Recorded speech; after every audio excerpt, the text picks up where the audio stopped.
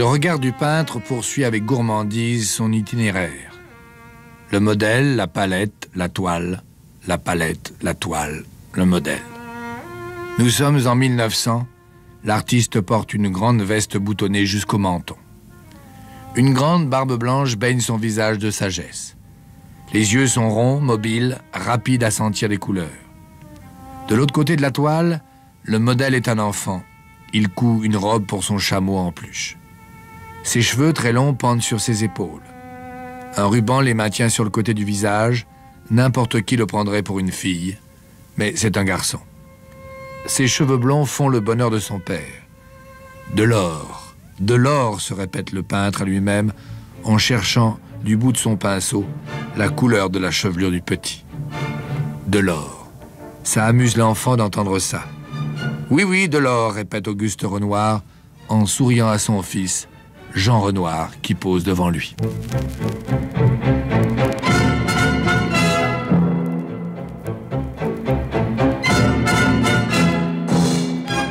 En 1900, Jean Renoir a 6 ans. Il est né le 15 septembre 1894 au château des Brouillards, en haut de la colline de Montmartre. La maison est entourée d'un côté par un pré où des vaches ruminent consciencieusement en regardant Paris en bas de la butte. De l'autre côté, ça ressemble à des terrains vaguement plantés de buissons de roses sauvages, autrefois entretenus, aujourd'hui retournant à l'état d'aubépine. Parmi les fleurs, des gens ont construit des baraques en bois. Dans l'une d'elles vit une femme qui vend du poisson à la famille Renoir.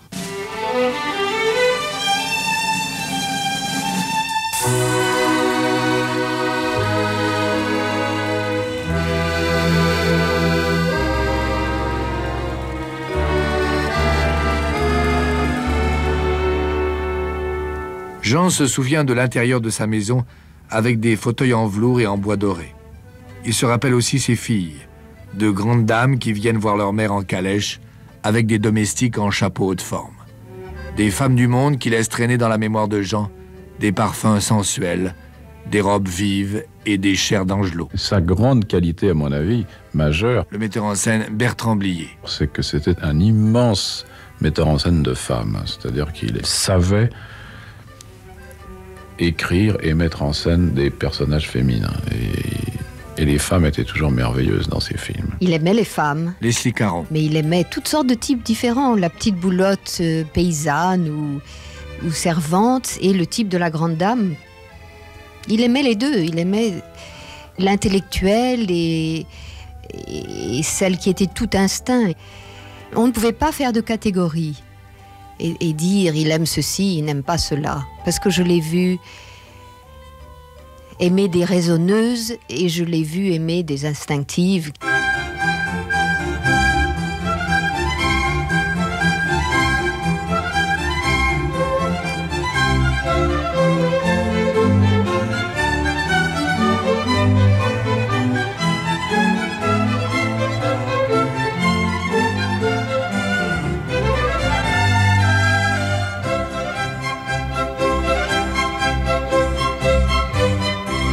Les femmes tiennent une grande place dans la vie des Renoir. Elles posent dans l'atelier d'Auguste, nues avec les cheveux défaits. Auguste Renoir déteste les coiffures de l'époque. Il lutte contre les chevelures qui s'enroulent savamment autour de la tête des femmes. Il n'aime pas les corsets dangereux, dit-il, pour les femmes enceintes. Auguste Renoir défend la nature.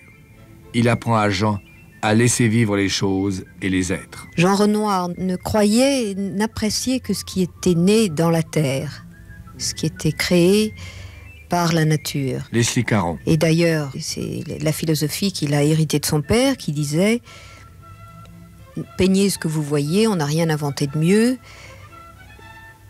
Il n'aimait pas les pires défauts de la bourgeoisie, comme il les a montrés dans Boudu. Il aimait, au contraire, la liberté. Il a toujours été pour l'éducation des enfants aussi libre que possible.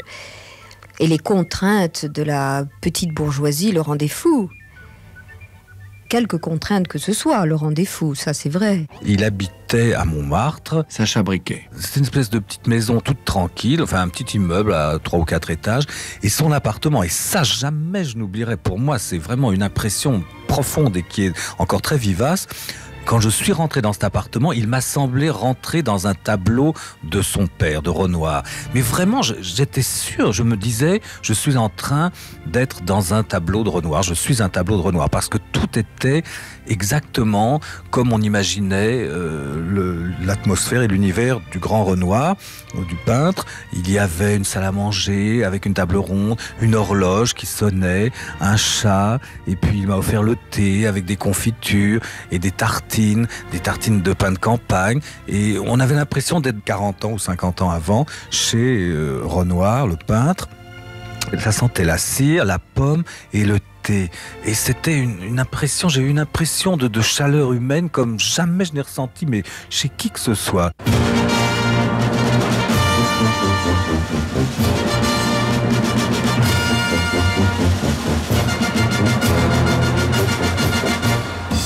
Jean Renoir a 6 ans.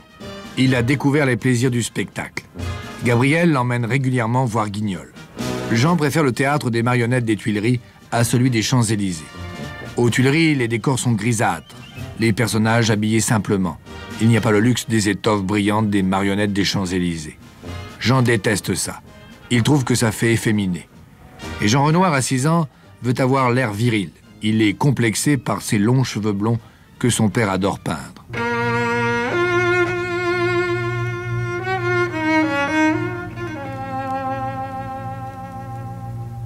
Auguste Renoir doit se résoudre à faire couper les cheveux de son fils. Il veut l'envoyer au collège. Pierre, le frère aîné de Jean, est déjà pensionnaire. Chaque semaine, il revient passer le dimanche à la maison dans son bel uniforme. Au moins, quand je serai comme lui, on ne me prendra plus pour une fille, se dit Jean. Il y avait une élégance dans Renoir, extraordinaire. Jean Carmet. Il avait toujours le même costume, mais ça avait de la gueule. Un feutre innommable, une casquette. Un très beau feu, de très très bonne qualité, mais il avait des années d'existence, quoi. Quelquefois, il me parlait chiffon. Leslie Caron. Il me disait « Ah, Leslie, c'est la jolie robe que vous portez », et on en discutait pendant 1 heure. Il appréciait la belle robe, il connaissait les grands couturiers, il avait été un des premiers à apprécier Poiret. Il ne méprisait pas du tout l'habillement des femmes, lui qui était habillé comme un ouvrier.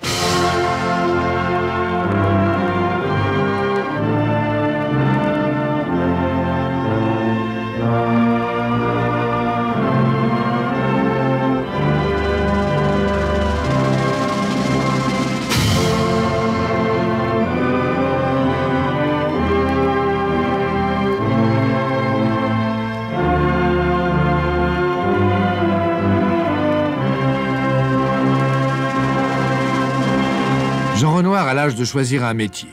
Il veut devenir officier de cavalerie. Au fond, il était le fils d'un grand peintre enrichi. Leslie Caron. Je ne veux pas dire embourgeoisé, mais élevé avec des moyens et très bonne éducation, un intellectuel quand même.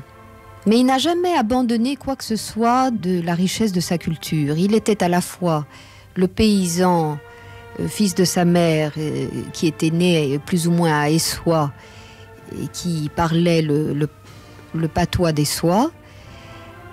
Et puis il était l'homme qui a été dans le monde et qui était officier de cavalerie et dont les amis étaient des aristocrates de meilleure famille. Il était aussi à l'aise dans les milieux peintres. Il a toujours gardé le côté bohème dans son habillement et dans sa manière de vivre. Il mangeait à la cuisine du saucisson et le verre de vin rouge.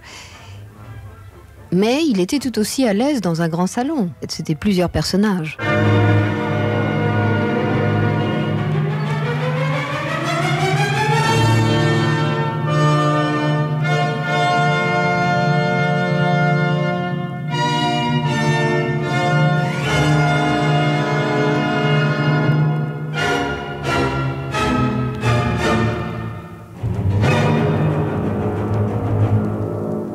Fier de porter l'uniforme, heureux de servir l'armée française, Jean Renoir est un bon officier de cavalerie.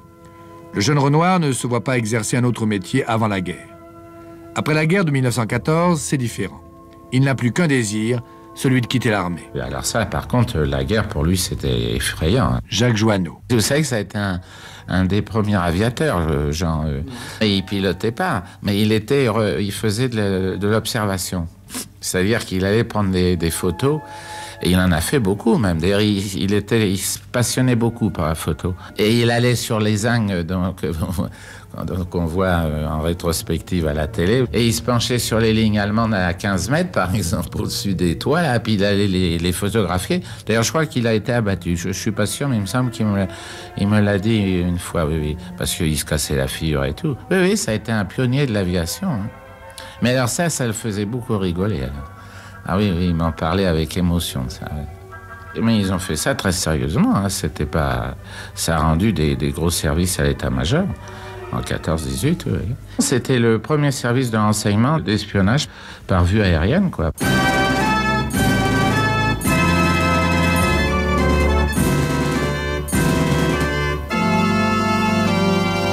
Après la guerre, Jean Renoir se cherche un métier.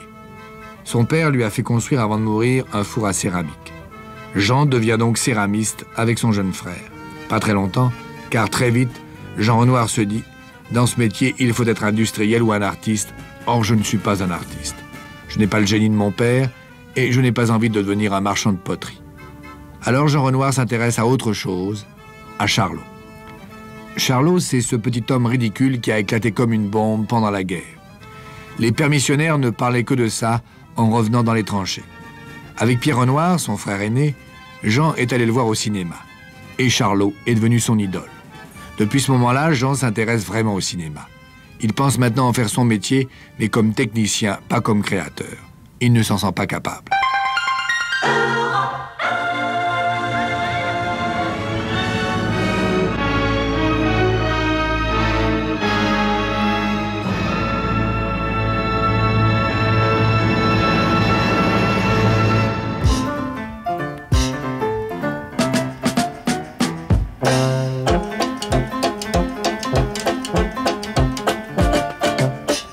Jean Renoir est fasciné par le cinéma américain. Avec son frère, Pierre Renoir, qui est acteur, il en parle souvent. Et tous les deux, ils s'extasient sur la beauté des actrices américaines d'Hollywood. Je me souviens, je ne peux pas dire son nom bien sûr, mais il y avait une comédienne que je trouvais assez charmante d'avant-guerre et qu'il avait engagée dans un de ses films. Un souvenir de Sacha Briquet sur Jean Renoir. Je ne l'avais pas trouvé une actrice fabuleuse. Et alors donc cette actrice qu'il avait employée dans un des rôles principaux d'un de ses films d'avant-guerre, je la trouvais pas terrible. Et un jour, je lui avais dit « Mais pourquoi vous avez engagé mademoiselle Untel ?» Et alors il m'avait dit « Elle a un beau cul. » Alors j'avais dit « Ah bon, mais encore, mais dites-moi, comme actrice, un beau cul. » Et puis j'avais jamais pu en tirer autre chose.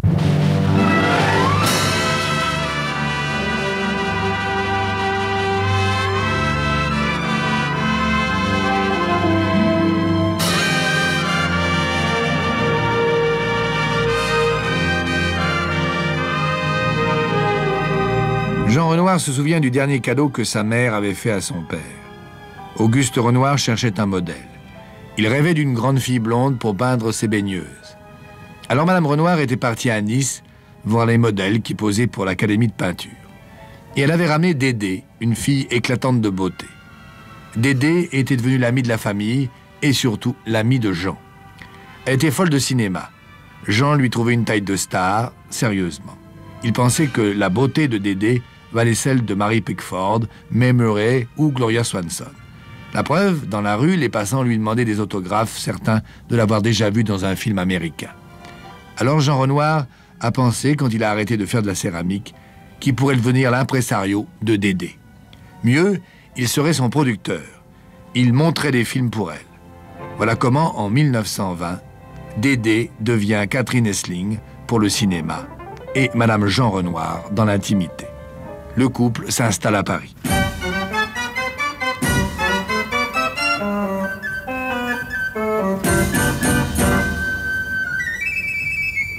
À Paris, il habitait dans une très jolie maison à rue Frochot, qui est à côté de Pigalle. Jacques Joanneau. Il adorait la butte Montmartre, hein. Montmartre, Jean, oui, il adorait Montmartre.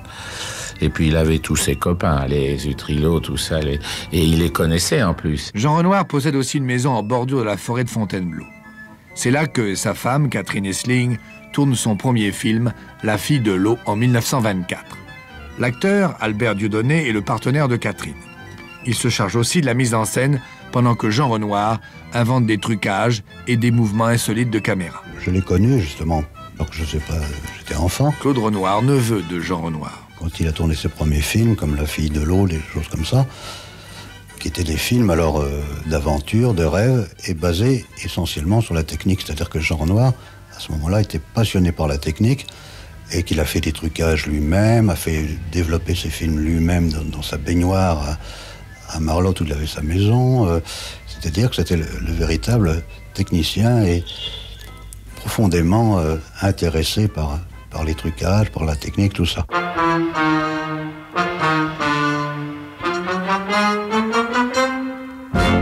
Le premier film avec Catherine Essling terminé, Jean Renoir pense à le commercialiser. Il rencontre alors un jeune producteur qui revient d'Hollywood, Pierre Braunberger. Une relation amicale m'a fait connaître Jean Renoir.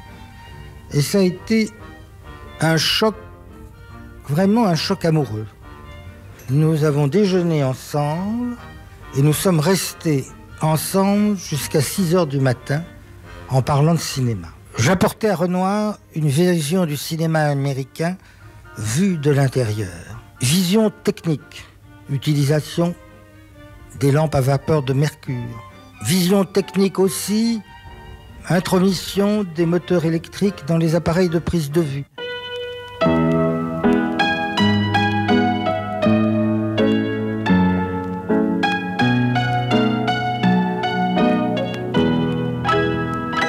Les débuts de Jean Renoir au cinéma sont difficiles.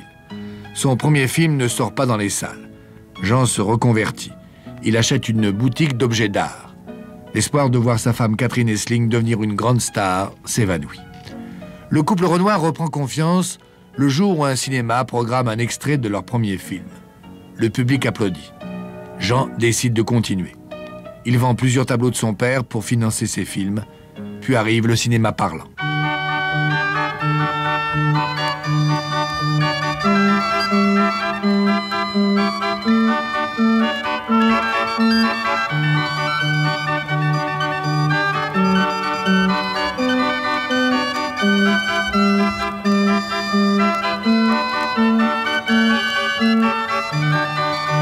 Jean Renoir veut faire un film qui lui tient à cœur, La Chienne. Avant de lui laisser entreprendre son œuvre, les producteurs veulent le mettre à l'épreuve. Il doit tourner un film tiré d'une comédie de Feydeau, On purge bébé.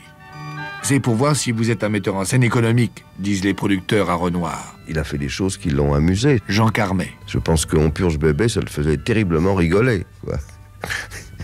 Quand il parlait de Michel Simon, d'ailleurs, il rigolait terriblement. Jean Renoir a réussi son examen de passage. Il peut tourner La Chienne, où il retrouve Michel Simon dans l'un des rôles principaux. Pour le personnage féminin, Jean Renoir pense à sa femme, Catherine Essling. Mais les studios lui imposent Jeannie Marez, une actrice sous contrat. Renoir est prêt à renoncer au film. C'est ce qu'il dit à sa femme. Catherine refuse, espérant qu'il va insister. Mais Jean n'insiste pas. Il ne lui propose pas une nouvelle fois un tel sacrifice. Il tourne La Chienne avec Jeannie Marez. Catherine Essling ne lui pardonnera pas son infidélité. Ils se sépareront. Pour La Chienne, il avait voulu que le macro soit Georges Flamand, qui était un garçon qu'il connaissait. Pierre Braunberger, le producteur de Jean Renoir à cette époque. Il a tout fait pour qu'il y ait une aventure amoureuse entre Jeannie Marez et Flamand. À ce moment, donc, il a dit, bon, je peux tourner le film, elle est amoureuse de lui, il est amoureux d'elle, mais elle est amoureuse de lui, tout est parfait, elle sera bien. Bon. On tourne le film, Jeannie Marez reste avec Flamand, part, et lors d'une randonnée en voiture, elle est tuée et Flamand était au volant. Michel Simon, qui était très amoureux de Jeannie Marez, arrive dans le bureau de Renoir à Billancourt, après cet événement, il dit « Jean Renoir, tu es coupable de la mort de Jeannie Marez, je vais te tuer. » Et Renoir lui répond « Je ne regrette rien, j'ai fait un film. » C'est tout, Renoir, ça. Il était prêt à tuer 40 personnes pour une scène. C'était pas... Bon, du reste, ce n'était pas vrai, il n'était pas coupable, c'était dans la tête de... Mais le problème n'est pas là. Renoir, c'était le cinéma. Ne cherchez pas avoir la vocation politique de Renoir ou les idées générales. C'est un peintre qui fait un tableau. C'est un tableau de pellicule et en pellicule. C'est l'homme de cinéma par excellence, homme cinéma complet.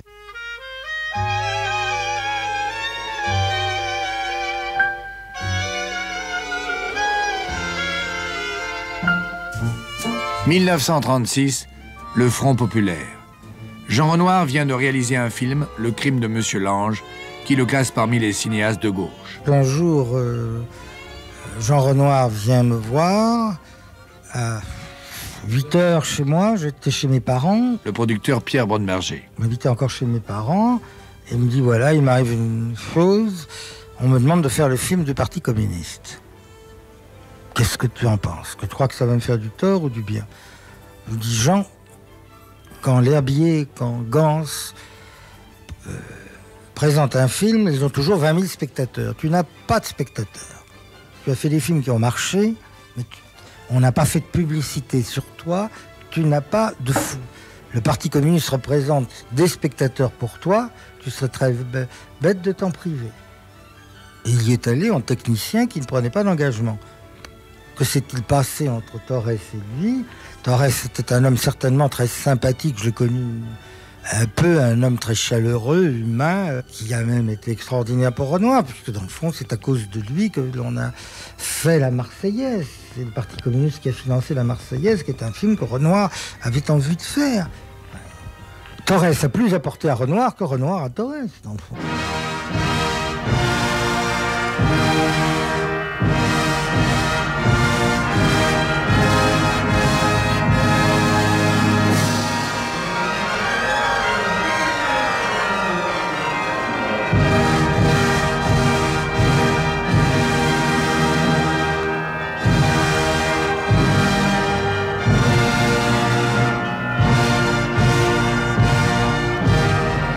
L'exaltation du Front populaire porte Jean Renoir.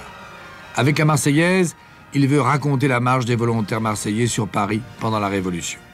C'est la vie des Français qui intéresse Renoir, leurs passions, leurs espoirs, avec leurs qualités et leurs défauts. La caméra passe du roi à l'homme du peuple. Elle s'arrête sur le drame de Marie-Antoinette. Elle filme la misère d'une femme de la rue. L'espace de quelques images, on sent déferler une vague de générosité. Elle engloutit toutes les rancœurs, les haines, les peines, les drames. Tout le monde se sent porté à aimer. On se dit qu'il suffirait d'un rien pour que le miracle se produise. Peu de temps après, Jean Renoir tourne La Grande Illusion. Chacun son point de vue. Oui. Ah, mais enfin, vous ne pouvez donc rien faire comme tout le monde. Il y a 18 mois qu'on est ensemble, et on se dit encore vous. Je dis vous à ma mère et vous à ma femme. Non. Alors. Cigarette? Non, merci, le tabac anglais me fait mal à la gorge. Ah, décidément, les gants, le tabac, tout nous sépare. Jean Gabin et Pierre Freinet dans un extrait de La Grande Illusion de Jean Renoir. Ce qu'il a exprimé surtout dans La Grande Illusion, Pierre Bronneberger. C'est que les frontières n'existent pas, il y a des frontières de classe et d'amour. Et La Grande Illusion montre que l'officier français s'entend tout de suite avec le hobereau allemand et que le soldat français s'entend avec le soldat allemand, bien qu'il soit son ennemi. Renoir prétendait toujours qu'un plombier allemand et un plombier français s'entendaient mieux que un crémier français avec un plombier français. Leslie Caron. Parce qu'ils parlaient des mêmes instruments et ils avaient le même idéal et les mêmes intérêts.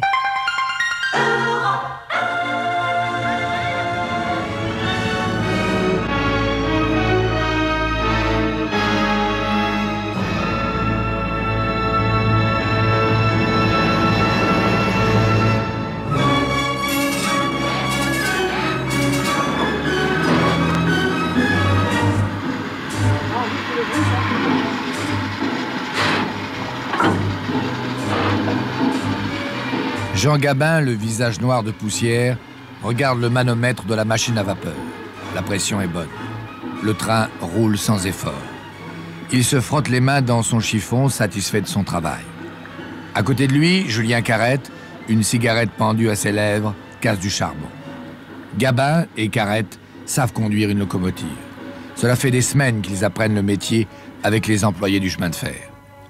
Un journaliste a même écrit que Gabin pouvait emmener une locomotive à 150 km/h. Absurde, en 1938, aucune machine ne va à cette vitesse sur aucune ligne. Or, le souci de Jean Renoir, c'est d'être réaliste, voire même naturaliste. Jean Renoir adapte pour le cinéma le roman d'Émile Zola, La bête humaine.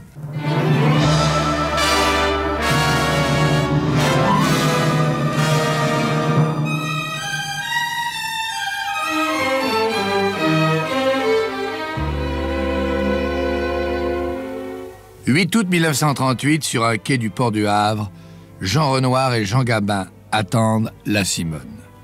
La Simone, c'est Simone Simon, une actrice française devenue une star à Hollywood. Elle revient spécialement pour Jean Renoir. Renoir a convaincu les producteurs qu'il n'y avait qu'elle pour jouer le personnage de Séverine, l'héroïne de La bête humaine. C'est un type de femme très différent, Simone Simon. Leslie Caron. Pas une vampe du tout.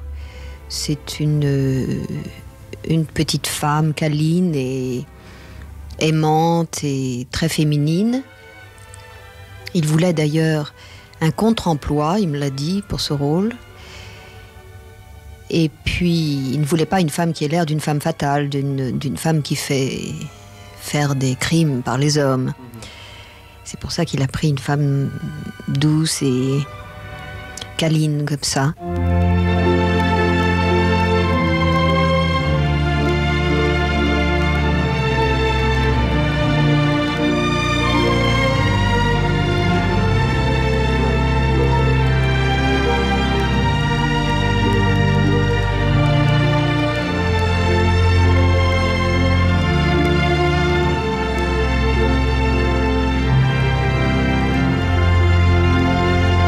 Jean Renoir, contrairement à ses débuts, s'est pris de passion pour les acteurs. Il les regarde vivre. Quand il travaille avec eux, il les met en confiance. On dirait qu'il ouvre leur personnalité pour y laisser entrer ses personnages. Il avait une façon de vous regarder, mais qui était vraiment extraordinaire. Il avait une humanité. Jacques Joanneau, ami et interprète de Jean Renoir au théâtre et au cinéma. Et alors les méchantes langues disaient de lui que c'était un numéro qu'il faisait pour obtenir quelque chose. Mais peu importe, il n'y a que le résultat qui comptait. On était en confiance avec lui, on était heureux d'être avec lui, on était bien, on était... Oui, c'est formidable, ça c'est assez rare quand même. La première fois que j'ai vu Jean Renoir, je l'ai regardé et j'avais envie de le serrer contre mon cœur, non pas du tout question ni sexuelle ni rien, mais il me faisait me rappeler mon gros nounours, car j'avais un énorme nounours quand j'étais petite. Mila Parelli, interprète de Jean Renoir dans l'un de ses plus grands films. C'était un enfant, un grand enfant. Il était enthousiaste et... Ah oui, tu sais, oui, c'est ça, on va faire ça, c'est merveilleux. C'est tout le temps un enthousiasme, mais débordant. On lui suggérait quelque chose et... Oh, tu crois, bébé, on va essayer. C'était merveilleux.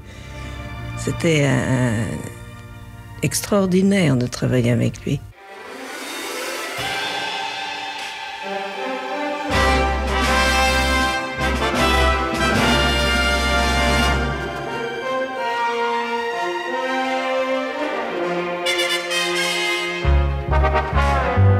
Bien que La Grande Illusion ait rapporté une fortune à son producteur, Jean Renoir a toujours du mal à trouver de l'argent pour faire ses films.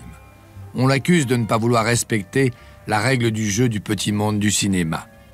La règle du jeu qui lie les individus entre eux dans la société, voilà le sujet qui passionne Jean Renoir en 1939.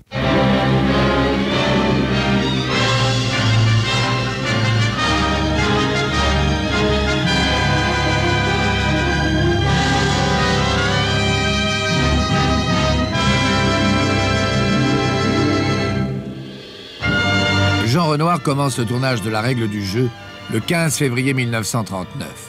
Les prises de vue sont terminées début avril. Il faisait des films assez rapidement, beaucoup plus vite qu'on ne les fait maintenant. Le metteur en scène Bertrand Blier. Il écrivait un scénario en 1 mois et puis on tournait le film tout de suite. C'était pas des grandes quêtes spirituelles comme aujourd'hui. Je crois que c'était quelqu'un qui se prenait pas du tout au sérieux, qui aimait bien se marrer, qui aimait bien boire des coups, qui aimait bien faire des gueuletons. Et puis... qui faisait des films comme il était, lui, c'est-à-dire bien ronds et qui tenaient bien sur leurs pattes.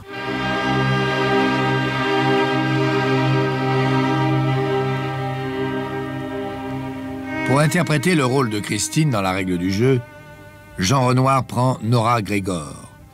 Nora Grégor, qui joue la femme du marquis de la Chênaie dans le film, est en réalité la princesse Starhemberg. Elle vient d'Autriche où son mari avait formé un parti anti-hitlérien avant d'être chassé par les nazis.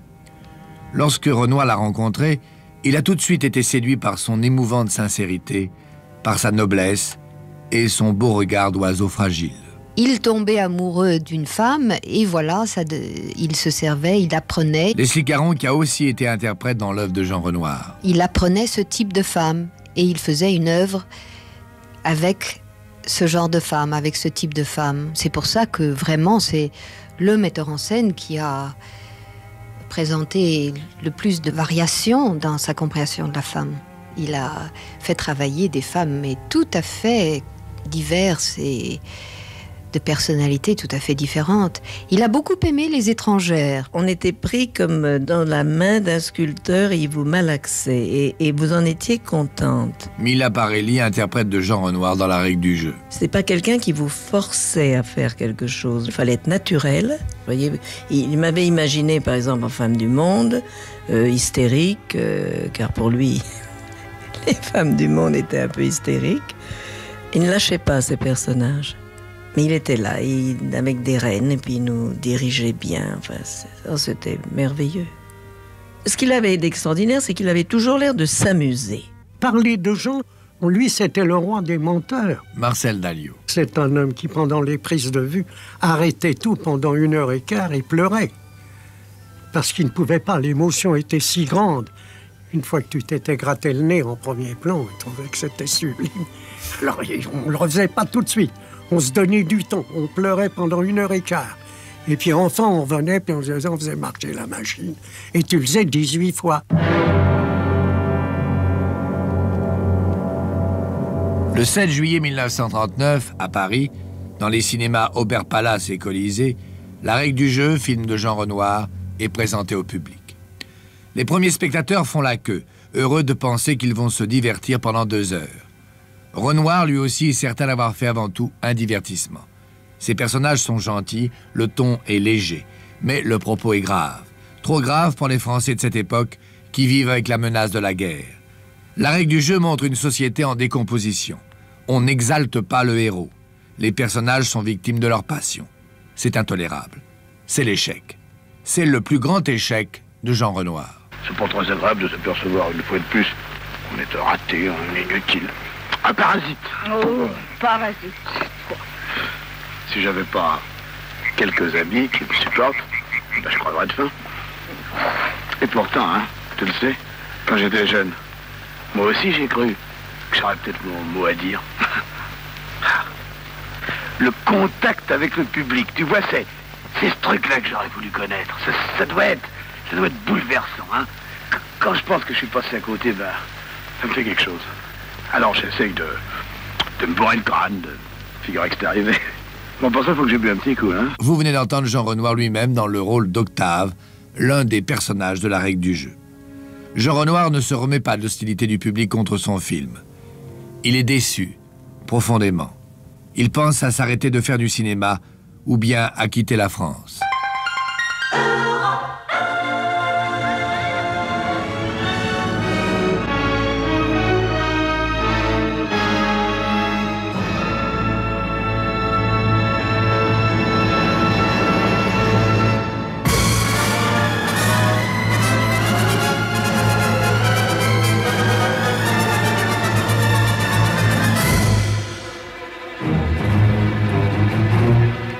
« 1940, l'Exode. La France du Nord défile malgré elle sur les routes qui mènent vers le Sud. À pied, à bicyclette, en voiture, chacun progresse en protégeant son trésor. Un matelas, des ustensiles de cuisine, du linge ou rien du tout. Jean Renoir quitte Paris, lui aussi. Paul Cézanne et sa famille font partie du voyage. On a ficelé les tableaux du maître à l'arrière du véhicule. Les gens, ça les étonne. Ils ne comprennent pas qu'on se donne tant de mal à emporter des paravents.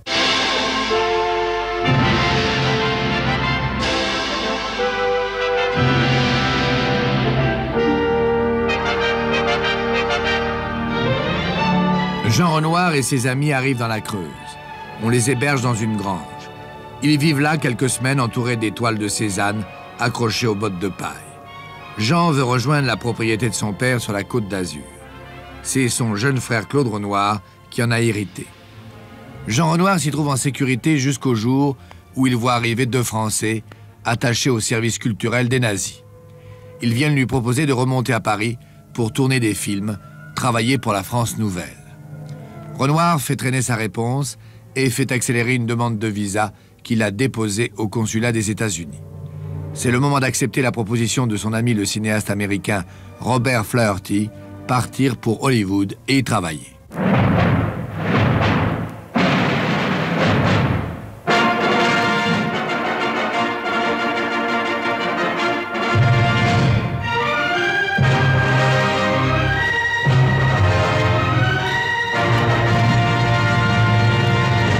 À Hollywood, Jean Renoir est lié par contrat avec la 20th Century Fox. Dès son arrivée, il est reçu par le grand patron, Daryl Zanuck.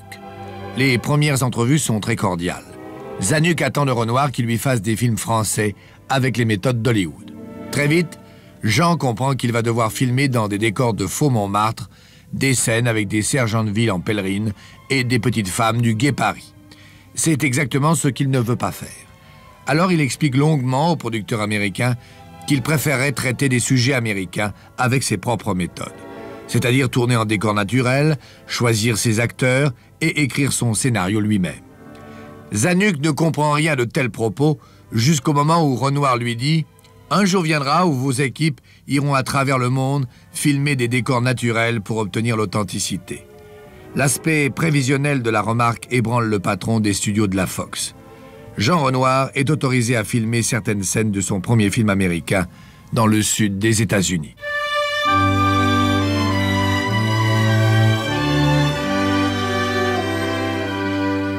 Ce qui est très curieux, Bertrand Blier. Je n'ai vu qu'un seul de ces films américains. C'était fascinant parce que vraiment, c'était un film complètement américain. On a l'impression que le scénario a été écrit par Steinbeck. Jean Renoir est venu en Amérique avec Didot. Didot a été la script girl de La Règle du jeu. Elle est la principale collaboratrice de Jean. C'est aussi la femme avec qui il va passer le reste de sa vie. Son épouse, Didot Renoir, était peut-être la contradiction la plus totale sur toutes les données établies dans le mythe Renoir père et fils. Leslie Caron. C'est-à-dire Didot est une grande femme avec une personnalité très marquée, je ne veux pas dire autoritaire parce que c'est péjoratif, mais elle est drôle, elle se décide, elle dirige, c'est une dirigeante, une femme intelligente et drôle, mais ça n'est pas les laveuses du père Renoir, ce n'est pas non plus la femme capricieuse qu'était Catherine Essling. Quand Jean Renoir épousera Didot, il ne saura pas que son divorce avec Catherine Essling n'aura jamais été officiellement prononcé. Jean se retrouvera bigame pendant quelques mois.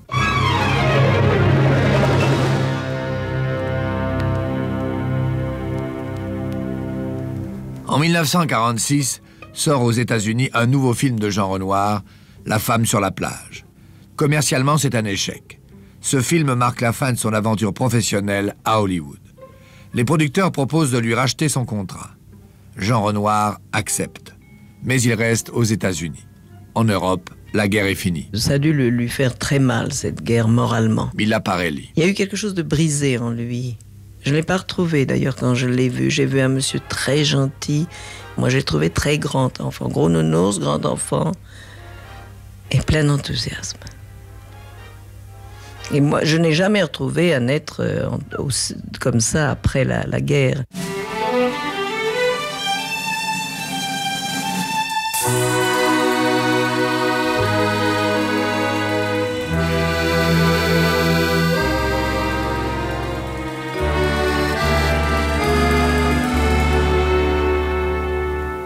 En 1951, Jean Renoir a 57 ans.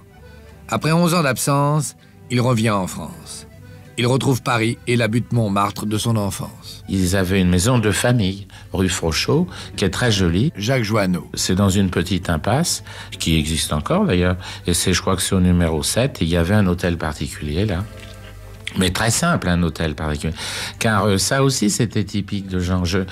Cette maison, par exemple, il ne l'a pas... Lui qui habitait en Amérique, à Hollywood, je ne sais pas comment était sa propriété là-bas, à Beverly Hills, mais ce que je sais, c'est que la rue Frochot, cette maison, il ne l'avait absolument pas transformée. C'est-à-dire que, donc, moi, j'ai été chez lui en 58, eh bien, elle était certainement comme à sa construction.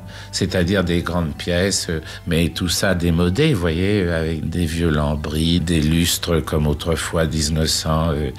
Oui, même encore des poêles Godin, vous voyez, il y avait même pas le chauffage central, je crois pas. C'était resté. Mais ça, c'est typique lui, ça. Vous voyez. Je suis sûr qu'il était contre, vous voyez, la modernisation à outrance, ce que font beaucoup de gens de notre profession, c'est-à-dire les bay windows, les sofas ceci, les machins ceci, les lumières indirectes et tout. Non. Et cet hôtel était très beau. Et il avait encore chez lui des Renoirs.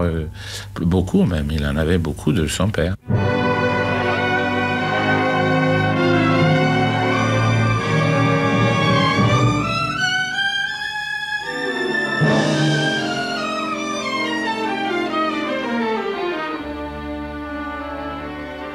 Le 12 mars 1955, au Théâtre de la Renaissance, à Paris, le public découvre pour la première fois une pièce de Jean Renoir. Orphée est une comédie en 3 actes que Renoir a écrit 2 ans auparavant pour Leslie Caron. Pour moi, il a vu un petit personnage qu'il connaissait dans son enfance et qui était une petite sauvageonne qui habitait les bois autour de la maison de son père et qui était braconnière, qui volait les lapins et ramassait les champignons.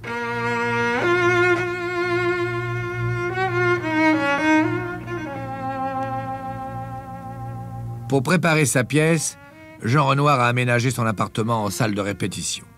C'est là qu'il y a quelques mois, il a commencé à travailler avec les comédiens. De jour en jour, il leur a fait lentement découvrir leur rôle en les faisant travailler à l'italienne, comme dans ses films. Quand on fait une première lecture... Catherine Rouvel parle de la méthode de répétition de Jean Renoir. Pour la première fois, quand on lit une chose, ensemble, quand on découvre une lecture, il faut la lire comme le bottin, sans rien mettre. Parce que les gens qui lisent admirablement bien la première fois, tout ça c'est lui qui me l'a appris, c'est pour ça que j'en parle, en restent là, ne font pas de progrès, ils ont l'impression qu'ils ont tout trouvé. Alors qu'un personnage, ça se cherche à l'intérieur de soi.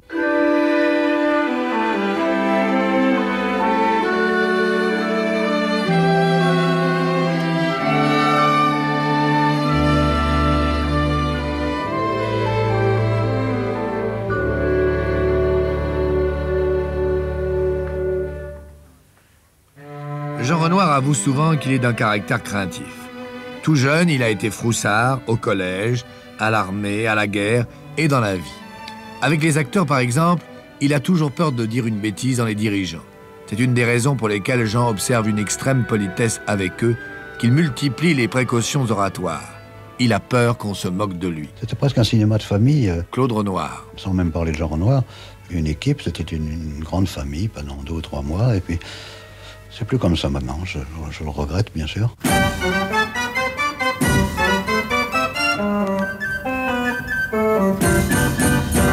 En 1962, Jean Renoir tourne son dernier grand film, Le Caporal épinglé. Une fois encore, le public va bouder son œuvre. Il va devoir endurer 7 ans de chômage forcé avant de tourner son dernier film, Le Petit Théâtre de Jean Renoir. Je crois qu'il a été déçu par la France. Leslie Caron. Qui, après tant de chefs-d'œuvre, qui était reconnu par la presse et par tous les étudiants du cinéma et par tous les cinéastes comme étant des chefs-d'œuvre, on ne lui faisait toujours pas confiance.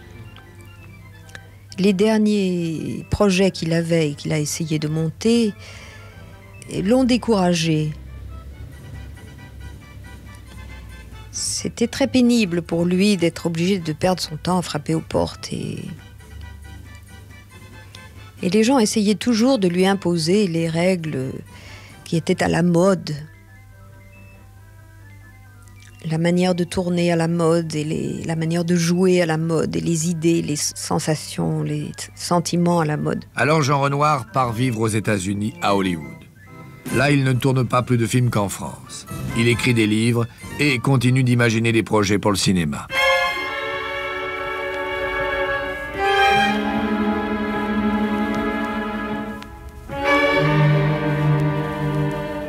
Ces dernières années, il a été malheureux parce que, en fait, il s'était un peu isolé à Hollywood, puis il aurait été très heureux de pouvoir vivre en France. Claude Renoir. Hollywood, pour lui, a été d'abord la patrie de ses idoles. Et puis, pendant la guerre et juste après la guerre, il y avait des grands amis, et il se trouvait en famille. Il avait le Chaplin, il avait Simenon, il avait Clifford Odets, il avait tous ces gens-là qui peu à peu ont disparu. Les uns sont morts, Chaplin a quitté l'Amérique, et Jean s'est retrouvé vraiment seul là-bas. Alors, c'est à ce moment-là qu'il a fait une tentative pour revenir en France. En fait, on ne lui a pas facilité les choses.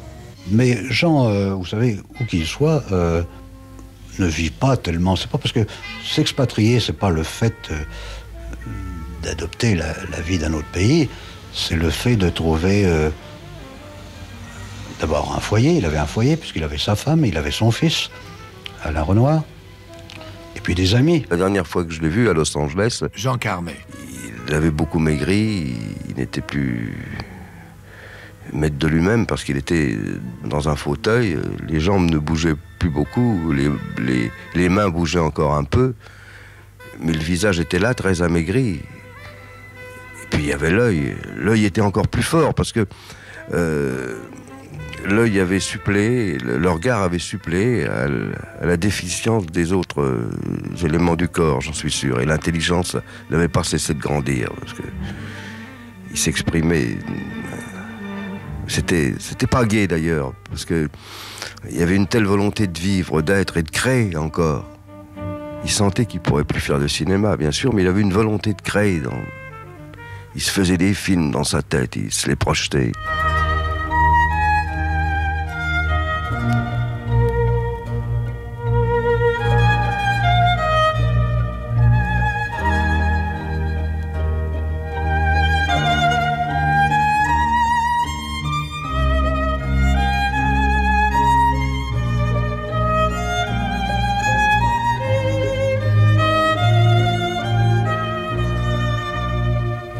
Jean Renoir meurt le 12 février 1979 à Hollywood.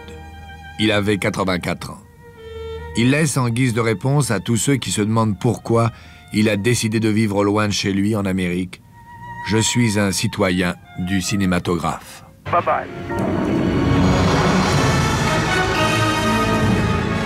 Vous venez d'écouter Destins extraordinaires, un podcast issu des archives d'Europe 1. Réalisation, Julien Tarot. Production, Romy Azoulay. Patrimoine sonore, Sylvain Denis, Laetitia Casanova, Antoine Reclus. Destins extraordinaires est disponible sur le site et l'appli Europe 1. Écoutez aussi l'épisode suivant en vous abonnant gratuitement sur votre plateforme d'écoute.